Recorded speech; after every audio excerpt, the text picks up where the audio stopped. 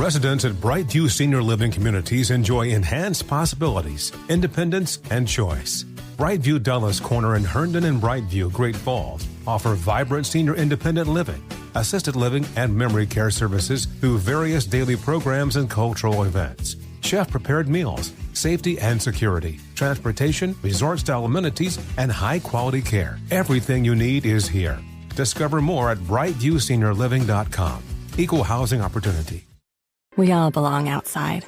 We're drawn to nature, whether it's the recorded sounds of the ocean we doze off to, or the succulents that adorn our homes. Nature makes all of our lives, well, better. Despite all this, we often go about our busy lives removed from it. But the outdoors is closer than we realize. With AllTrails, you can discover trails nearby and explore confidently. With offline maps and on-trail navigation, download the free app today and make the most of your summer with AllTrails.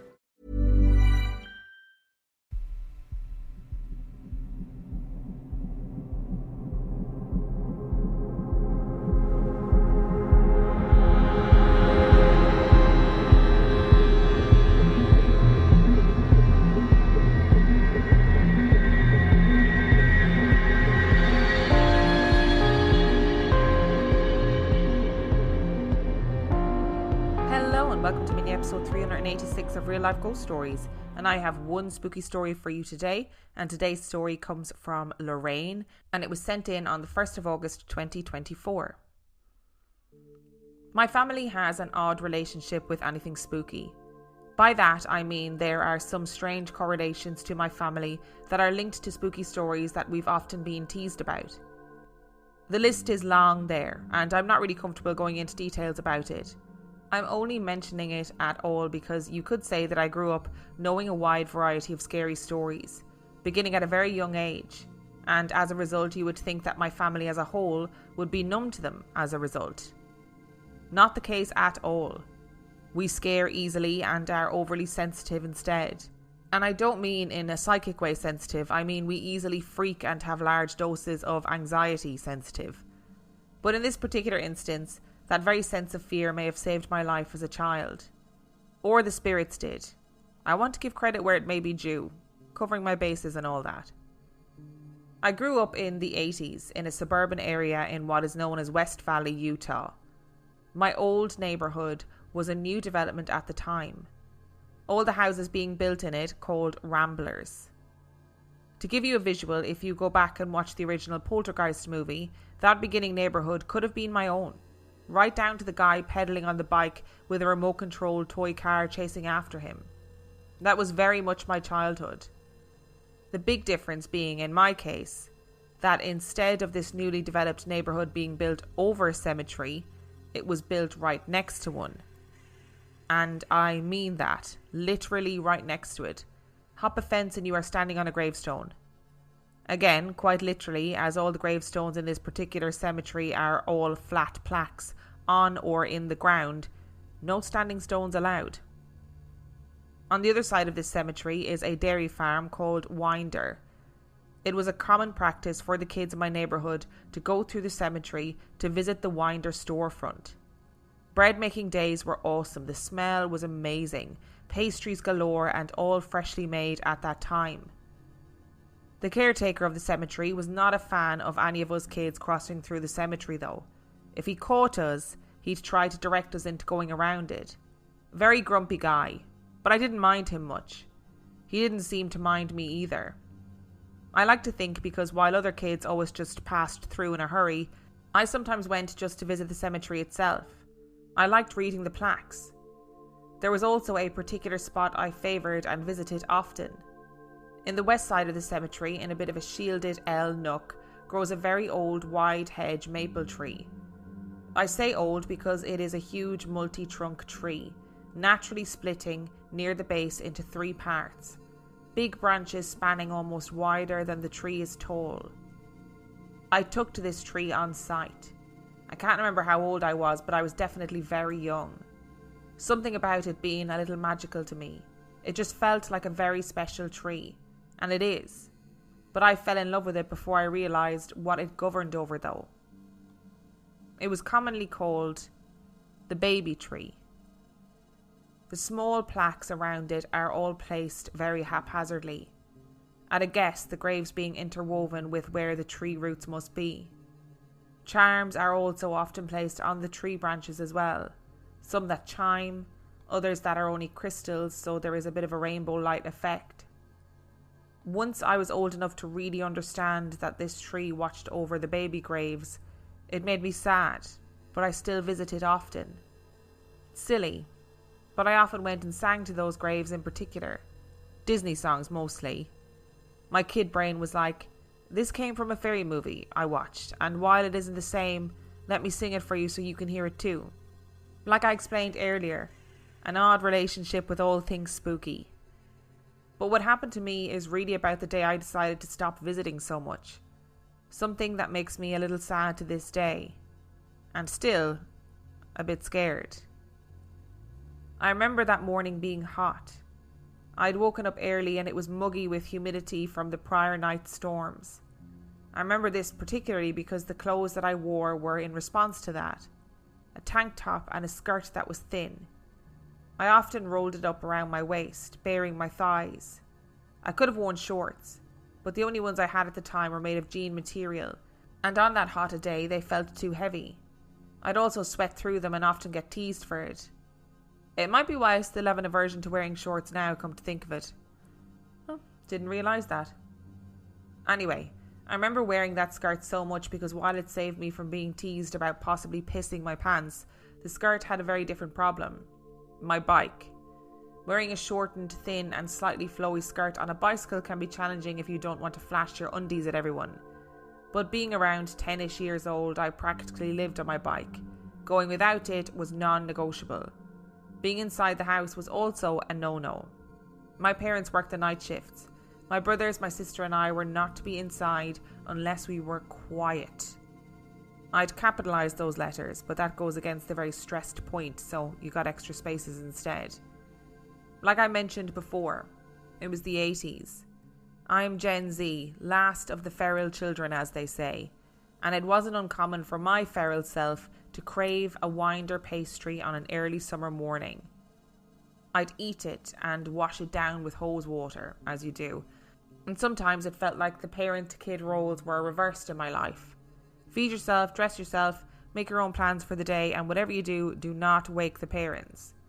But being quiet is something nearly impossible to do as a kid on a hot summer's day in a house with limited air conditioning. So outside I went, tucking my skirt in between my thighs as best I could, awkwardly pedalling my way off my street and onto the cemetery pathways. I remember knowing that the winder store wouldn't be open yet, being too early. The sun not being that high over the Rockies yet. I remember the grass still being wet very well, but I'll explain why I remember that so clearly in a moment. I went to the baby tree as was my habit. I remember singing, but for the life of me I can't remember which song it was or how long it was exactly before the red truck came. It's funny, but my heart is actually beginning to pound now as I remember that morning, and while some of it is fuzzy, there are parts that are almost too sharp in focus. That truck is the sharpest. I remember it had rust on its back bumper. Its bed had a hood, long thin windows on each side that were pitch black. I couldn't see through them at all. The parking at the cemetery is intermittent. Small sections at various places, and one such place is just to the south of the baby tree's L Nook. The minute that truck parked in that spot, I remember not feeling well, like immediately. Not sick exactly, just queasy, and then really scared. Because the man in the truck just turned his head, sat there and stared at me through the passenger window. No one else was in the truck. He was in the driver's seat. Of him, all I remember is that he had curly brownish hair and a short beard, and at a guess he was maybe around mid-40s. Have you ever had someone look at you and even if you couldn't see their expression, you just felt an intense sense of malice? That's what that moment felt like. I don't remember running exactly, but I remember slipping on the wet grass trying to get to my bike. I didn't completely fall on my ass, but I remember skidding to hands and knees when I heard a door slam behind me. The man didn't say anything, and I didn't look back. but I just knew he was heading towards me. I also remember it was so damn hard to stand back up in that moment. You ever hear that term knees knocking? That fits here because I was so damn frightened. My knees did knock, my legs almost refusing to work. I was shaking that hard. And this is where the first of 3 weird things happened. Though I didn't really know they were weird at the time, being scared nearly shitless, I just reacted to them. The sprinklers turned on all around me. It still gives me shivers today, not because I got drenched or because of the cold water. It's because the cemetery sprinkler system was not automated at the time. The caretaker had to turn them on manually, turning the valves on with a T-pole tool at different sections. This was something all the kids in my neighbourhood knew because we avoided crossing the cemetery in the afternoons for that very reason. That was when he would turn section by section on, and always after he mowed that section. I watched him do this after that day just to be sure. That was the only time I heard the man from the truck speak, or more specifically curse, from what felt like not nearly far enough behind me. I somehow got to and on my bike without breaking my clumsy soaked self, and began pedalling my ass as fast as I could towards Winder. I did not look back. Every instinct I had was screaming not to look back, to just go, go, go. Why I chose to head towards Winder versus back to my house, I still don't know. I just did. There was a pass-through in the hedge that I was aiming for that went onto the street heading to Winder itself. I heard the truck start up behind me, and that scared me even more because the pathways through the cemetery are single car lanes only, and I was on one. I was about halfway through the cemetery, heading southeast, when the second weird thing hit. As I said, I was sticking to the paths versus crossing over on the grass because I'd already slipped once. Biking on slippery wet grass felt like a way to die to me, especially when, I shit you not, the sprinklers in front of me turned on abruptly. This is in a completely different section of the cemetery, and it makes zero sense for those to have turned on at that moment. But more importantly, it cut me off from the pass-through that I had been heading for, which is about 20 to 30 feet off the pathway. That was when I myself started cursing. 10-ish-year-old panicked cursing that would have earned me a wallop from both of my parents if they had heard me, but still cursing as fast as my mouth would move, because I could hear the truck coming up behind me, and for some reason all instincts were blaring in my brain that I now wouldn't make it to the pass-through. Remember when I said I was heading southeast? The cemetery at that time was one big rectangle, longer north to south. There are many trees, but they are spread out so the area is more open to the sky than not. And in the West Valley, when there are winds, they go south to north or north to south. East to west does not happen, because there are big-ass mountains called the Rockies in the way. West to east, not really either. The Ochre Mountains, while small, discourage high winds.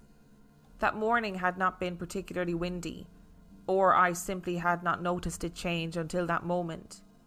But I was then hit with a wind strong enough to whip up my now wet shirt to my chest, just as the truck managed to pass me and curved to cut me off. All I remember is seeing the truck curve and the brake lights over the rusted bumper. I didn't think. I didn't hesitate. I just whipped my bike around and nearly flew out of the cemetery, now heading north, my skirt like a fat wet belt around my waist, undies bare to the world, and I did not care. I went fast, really fast, with that wind at my back. I remember being terrified that I wouldn't be able to turn when I got to the busy street just outside the cemetery entrance. Putting on the brakes was the very last thing I wanted to do in that moment, but I somehow managed to cut my speed just enough to not bullet out into the middle of the semi-busy road.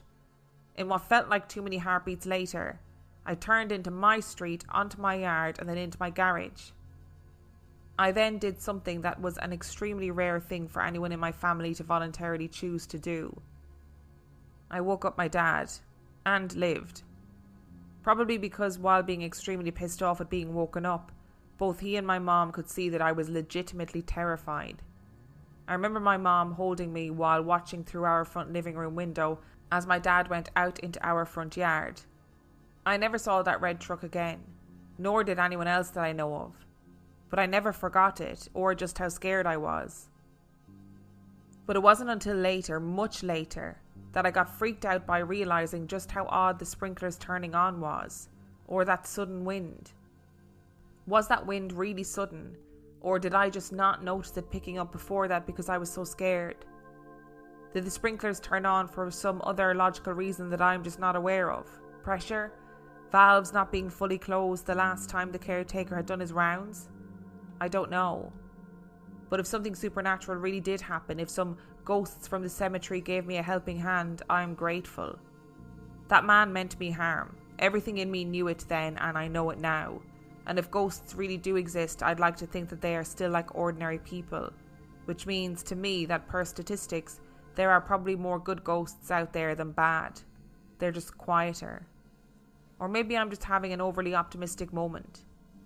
But that's what I want to believe right now. And maybe it's a good reminder that not all ghosts are bad. Lorraine, this story gave me such childhood nostalgia. Firstly, I think it is so beautiful that when you were old enough to understand that the tree that you liked kind of watched over the graves of the babies, that you went out and sang to them. Because of course you're thinking, I love Disney movies, so other kids would love Disney movies too, so I'm going to sing songs from Disney movies. What a beautiful thing to do. I mean, it's just so lovely. There's such a lovely childlike kind of simultaneous naivety, but also a recognition of wanting to look after these babies that just honestly brings a tear to my eye. And I do think about people who have gravestones that nobody comes and looks after anymore for whatever reason. Maybe all their family members have moved away, maybe they've passed away. I'm not saying in a negative way that their gravestones aren't looked after. And one of the things that makes me cry all the time is, you know, those people who go and look after and kind of refurbish old gravestones and clean them and make them look good and talk about the people who are buried there. Those people, like, I just think it's such a lovely selfless thing to do, and it makes me cry all the time. And this genuinely gives me similar feelings. I just think it's such a lovely thing to do. But besides all of that, the nostalgia that I felt with this story, cycling around and going anywhere without your bike seemed unimaginable, you know. And when I was a kid, I also had parents who worked the night shift. So me and my 3 siblings and my cousins, you know, we all lived on the same road and we were out all the time because it was really hard to be quiet inside. So you were out from dawn till dusk, like building dens and all that kind of shit. And I see my nephews doing the same thing now, and I just think it's really lovely. And another point that you made about the term, you know, your knees knocking. I have had a moment once in my life where my knees were knocking and I could not get my legs to work because I was so terrified. And it is a fucking horrible feeling. And if we've learned nothing else from this podcast, if you listen to this podcast and you walk away and you go, I don't believe in ghosts, I don't believe in the paranormal, let me tell you, there's one thing that you'd have to walk away believing in, and that is that our intuition is crazy. Like, first of all, I am so glad that your intuition immediately kicked in and you thought, this man is dangerous and does not mean well. You know what I mean? And I need to get out of here. And I'm not going to preach about this because I've been very preachy in the last couple of episodes. But it's a situation where it is better to be fucking safe than sorry.